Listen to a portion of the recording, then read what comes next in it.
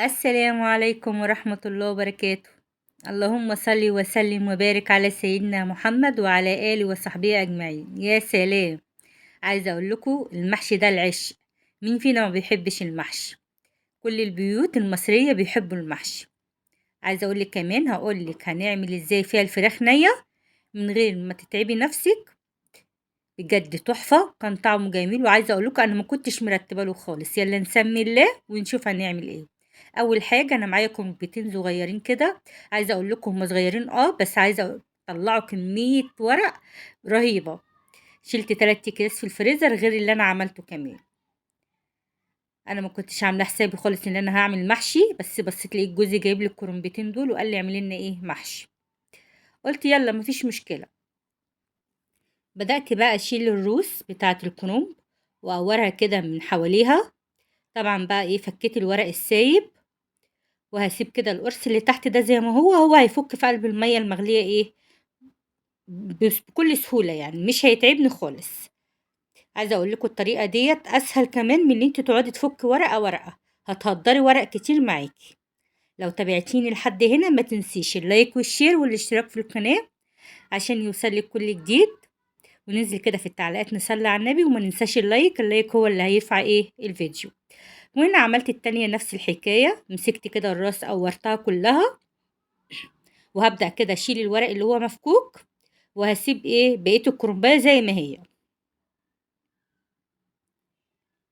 عايزة أقول لكم طلعت كمية ورق كتيرة قوي، ما كنتش يعني متخيلة الاتنين الصغيرين دول هيطلعوا الورق دوت. هنا بقى أنا جبت حلة وحطيت فيها مية، أول ما غليت نزلت عليها بالملح والكمون، وهبدأ كده إيه أسلق الكرنب. عايزة أقول لكم وكمان لازم تكون الحلة كبيرة عشان تاخدي وضعك في اللي انت تسلقي الكرنب حلو.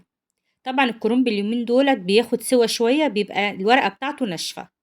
ده الكرنب السبعيني اللي هو موجود في السوق حاليًا. فابدأ كده شايفين بقى الورق بيتشال بكل سهولة إزاي؟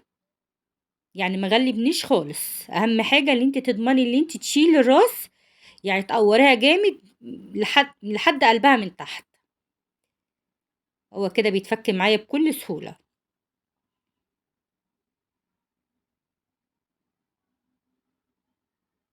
كانش في دماغي خالص اللي أنا هاعمل محشي.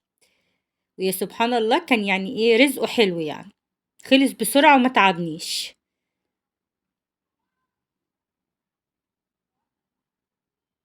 هابدأ كده بقى باحط الورق اللي هو كان مفكوك معايا.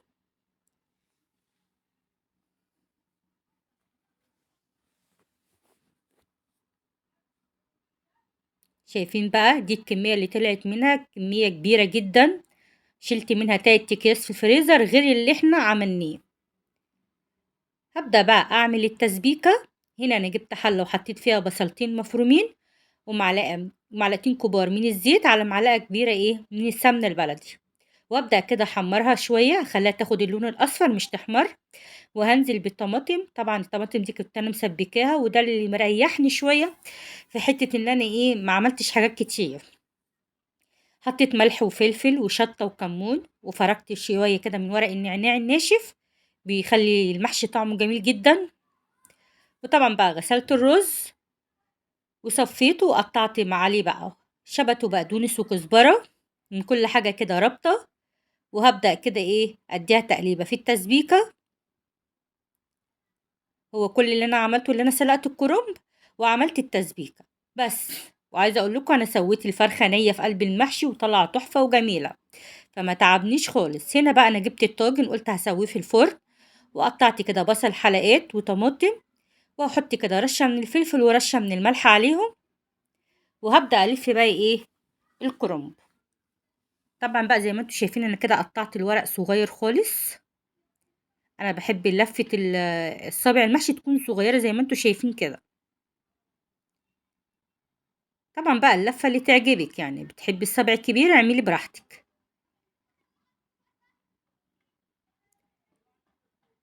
ما تنسوش بقى اللايك.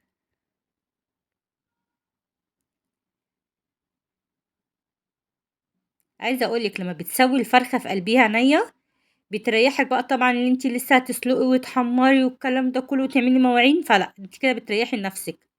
بس أنا عشان أنا كان عندي شوربة، فأنتِ لو أنتِ محتاجة طبعًا عشان هتسقي المحشي شوربة، لو أنتِ ما عندكيش هتضطري إن أنتِ تسلقي الفرخة، أو أنتِ ممكن برضُك تعملي تسخّني تغلي شوية مَيّة كده بمكعبين من مرقة الدجاج، مع بقى البهارات وورق لورا وحبهان، تعملي شوربة كويسة كده، وكده الفراخ بتنزّل شوربتها في قلبيها. هنا بقى أنا جبت طاسة، وأول ما الزيت سخن نزلت عليها بالفرخة، الفرخة دي كانت عندي في الفريزر، هي فرخة صغيرة بس هي دي اللي كانت موجودة يوميها. أنا ما رضيتش أزعّل الراجل، قال لي اعملي لي محشي، هاعمل إيه؟ جالي في الوقت الغلط وما كنتش عاملة حسابي. هنا بقى بدأت أحمّرها على الناحيتين وهي نيّة، بس طبعًا أنا غسلتها غسلة كويسة بالملح والخل والليمون، وسِبتها كده منقوعة لمدة ساعة. طبعًا الزيت ده مش هاستعمله في حاجة تاني، هيترمي طبعًا خلاص كده، لإن طبعًا الفراخ نزّلت دمها فيها، مش هينفع إن أنا أقلي فيه حاجة تاني. أنا كده اديت للفرخة لون. وهنا بقى كنت طبعًا خلّصت لَف المحشي، وكان عندي شوربة، حطيت في قلبيها مكعب من مرقة الدجاج، ومعلقتين من الصلصة، كنت واخدة معلقتين كده من التسبيكة شِلتهم على جنب، وهابدأ بقى أقلّبهم وهاسقي المحشي. طبعًا بقى لازم نقلّبها كده نهزّها شوية بحيث نضمن إن نشوف الشوربة محتاجين تاني والّا لأ. أدي كده خلاص كده سقيتها. كده أنا جِبت الفرخة بقى وأبدأ أتبّلها بقى بالملح والفلفل عشان أنا مش حاطة لها أي حاجة خالص.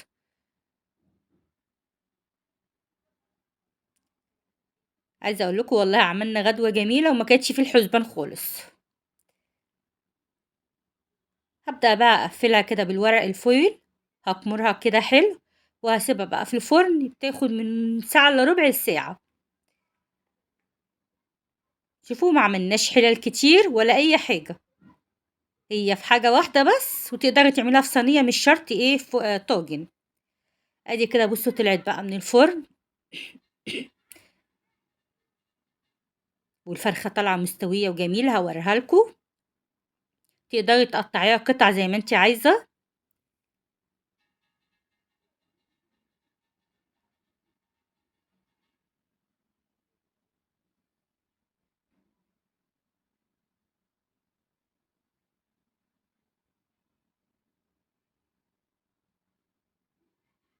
أيوه بقى هو ده الكلام، هو ده اللي بيغسل الواحد من جوّه.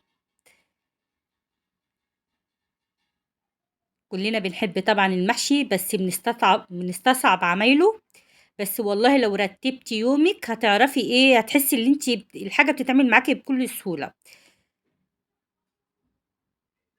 يعني ممكن تجيبي الكرنب في يوم وتسلقيه وكده وتضبّطي حاجته، وتاني يوم بقى تقعدي تلفّي كده وتسوّيه، بجد مش هياخد معاكِ وقت خالص.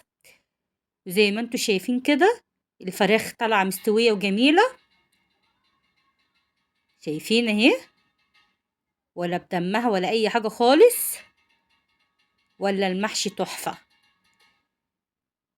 الرز طالع فيه مفرفر وجميل. يلا أتمنى تكون الوصفة عجبتكم واستنوني في وصفة جديدة.